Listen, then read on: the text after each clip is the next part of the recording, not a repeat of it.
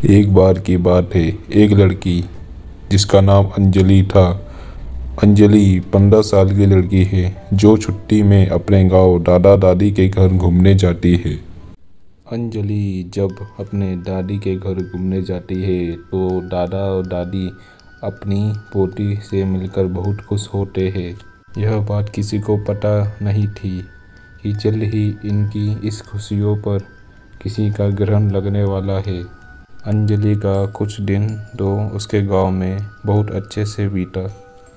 फिर एक दिन अंजलि अपने सहेलियों के साथ गांव के बीच में खेल रही थी। अंजलि खेलते खेलते आम के पेड़ को देखती है। उसके बाद वो अपनी सहेलियों से कहती है, चलो ना आम तोड़ते हैं। अंजलि पत्थर से आम को तोड़ने की कोशिश करती है और उसका पत्थर आम पर लग जाता है जिससे आम गिर जाता है। पर आम गिरते हुए थोड़ी दूर मिट्टी में दबे एक टोपली के पास चला जाता है।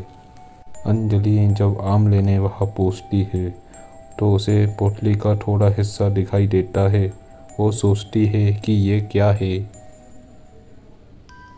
यह सोचकर वह पोटली बाहर निकाल लेती है। उस पोटली को खोलकर देखती है तो उसे उसमें कंगन मिलता है जो बहुत पुराना दिखाई देता है। अंजलि को पता नहीं था कि ये कंगन उसकी ज़िंदगी का सबसे भयानक हिस्सा बनने वाला है। वो कंगन उसे अपनी ओर आकर्षित करने लगता है जिसकी वजह से वो उस कंगन को अपने घर ले जाती है। घर आकर वो सारी बात अपनी दादी को बताती है और वो कंगन भी दिखाती है। फिर दादी ने जो कहा उसको सुनकर अंजलि डर जाती है। दादी कहती है, वो पोटली कोई आम पोटली नहीं है, वो एक चुड़ैल की पोटली है। तुमने ये कंगन उस पोटली से निकालकर उस चुड़ैल को गुस्सा दिला दिया है, वो तुम्हारे पास ज़रूर आएगी। अंजलि डरते हुए दादी से बोलती है, मैं समझी नहीं दादी, वो क्यों आएगी और कैसे।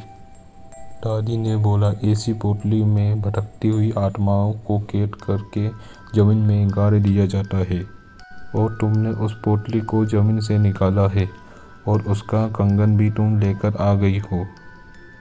तुम इस मनहूस कंगन के साथ उस चुड़ैल को भी अपने पीछे ले आई हो। ऐसी भटकती हुई गुस्सैल चुड़ैल अपना बदला लेती है। वो चुड़ैल भी हमसे अपना बदला लेने ज़रूर आएगी। अंजलि इस बात से डर जाती है पर उसे ज़्यादा यकीन नहीं होता। वो जाकर अपने कमरे में सो जाती है। उसी रात को करीब 1 बजे उसके कमरे की लाइट जलने बुझने लगती है। अंजलि की नींद खुल जाती है तो देखती है लाइट नहीं है। वो अपने बिस्तर के बगल में रखे टेबल पर पानी पीने के लिए मुड़ती है। तभी वो देखती है कि टेबल के पीछे कोने में कोई औरत बैठी है जिसकी आंखें एकदम लाल है और एक टक से उसे ही देख रही है। अंजलि चिल्लाते हुए दादी के पास जाती है पर दादी के कमरे में दादी उसको नजर नहीं आती। वो बरामदे में जाती है तो दादी उसको जमीन पर गिरी मिलती है। अंजलि अपने दादा को खोजने जाती है पर उसको अपने दादा कहीं नहीं मिलते हैं। जब वो पूरे घर में अंधेरे में खुद को अकेला पाती है तो डर के मारे बेहोश हो जाती है। सुबह उसकी नींद खुलती है तो उसे अपने दादा दादी दिखते हैं।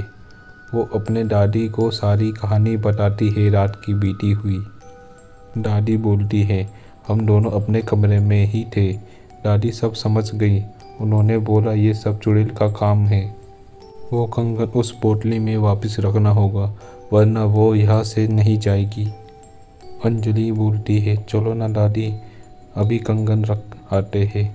दादी बोलती है, नहीं, उस चुड़ैल से पीछा छुड़ाना है तो तुम्हें अकेले ही वो भी रात में जाकर उस कंगन को वहाँ रखना होगा क्योंकि वो तुम्हारे पीछे है। अंजलि हिम्मत करके बोलती है, ठीक है, मैं जाऊँगी। दादी ने बोला, ये सब वो चुड़ैल इतनी आसानी से नहीं करने देगी। इसलिए दादी ने उसे रात में जाने से पहले एक मंत्र से युक्त ताबीज़ उसके हाथ पर बांध के दे देती है। अब अंजलि रात होने के बाद अकेले बगीचे की तरफ निकलती है। थोड़ी देर बाद उसे किसी की रोने की आवाज़ सुनाई देती है। पर दादी ने कहा था वो चुड़ैल तुम्हें अपनी ओर आकर्षित करेगी। तुम्हें उसकी तरफ ध्यान नहीं देना है, वरना वो तुम्हें अपने कब्जे में कर लेगी। एक बार उसने तुम्हें अपने कब्जे में कर लिया तो फिर कोई कुछ नहीं कर पाएगा। वो तुम्हें मार भी सकती है। अंजलि इस बात को ध्यान रखते हुए अपने कान में ईयरफोन लगा लेती है और गाना सुनते हुए चलती है। कभी कुछ देर बाद उसका फ़ोन काम करना बंद कर देता है, फिर भी वह चलती रहती है और उस पोटली के पास पहुंच जाती है। तभी उसे महसूस होता है कि पीछे कोई खड़ा है। दादी ने कहा था उसकी तरफ मत देखना, तो वह नहीं देखती है और डर की वजह से वो पसीने से लटपट हो जाती है। फिर वो हिम्मत करते हुए उस पोटली को खोलकर उसमें कंगन रखती है और ज़मीन में गाड़ देती है और आंखें बंद करके बहुत तेज़ी से वहाँ से भागती है। सीधे अपने घर जाकर रुकती है। चुड़ैल से तो उसका पीछा छूट जाता है, पर वो इतनी डर जाती है कि दूसरे दिन ही वापस शहर में अपने मम्मी पापा के पास चली जाती है। अंजलि की ज़िंदगी का वो खौफनाक किस्सा जिससे वो आज भी सोचने पर डर जाती है।